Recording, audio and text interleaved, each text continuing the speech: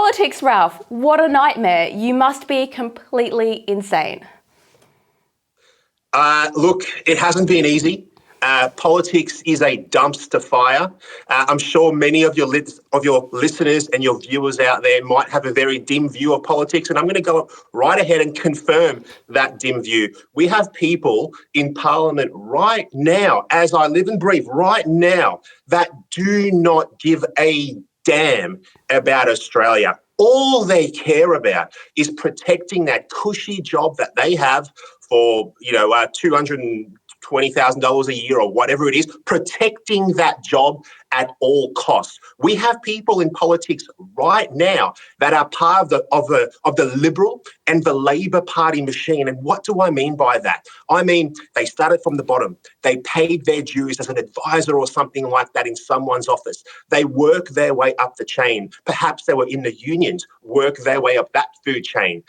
What they've done is they've hung around for long enough, prove their loyalty to the brand, to the machine, and then been placed in a cushy, safe Labor or Liberal seat, and they've gone up through the ranks, and now they're an MP or they're a senator.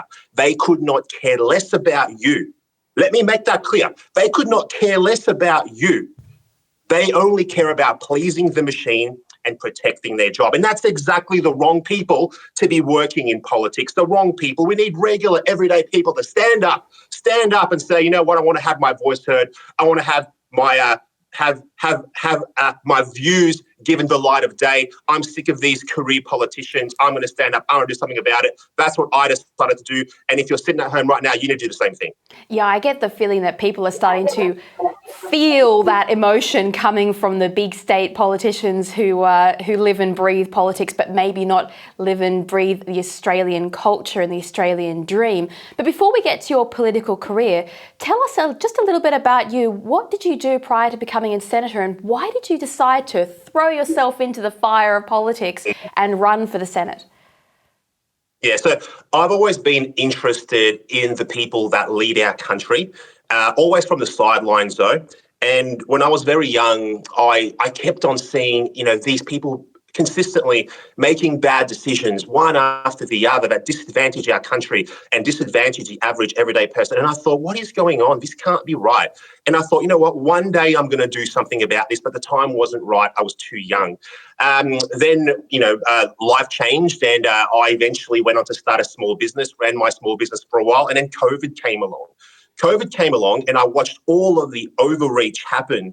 I watched every government in the world working together in perfect harmony, rolling out the same draconian measures across every single country. And I thought, what is going on? How are they all doing exactly the same thing at exactly the same time?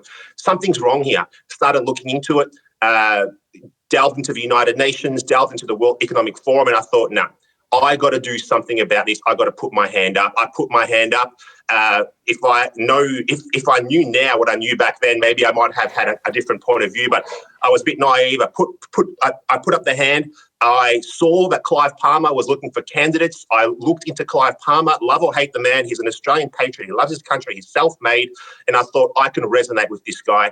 Got on the team, applied like everyone else. Was successful in getting the number one Senate position for the United Australia Party in Victoria, worked really hard, campaigned across the entirety of Victoria, even did a few interstate gigs as well to help other candidates.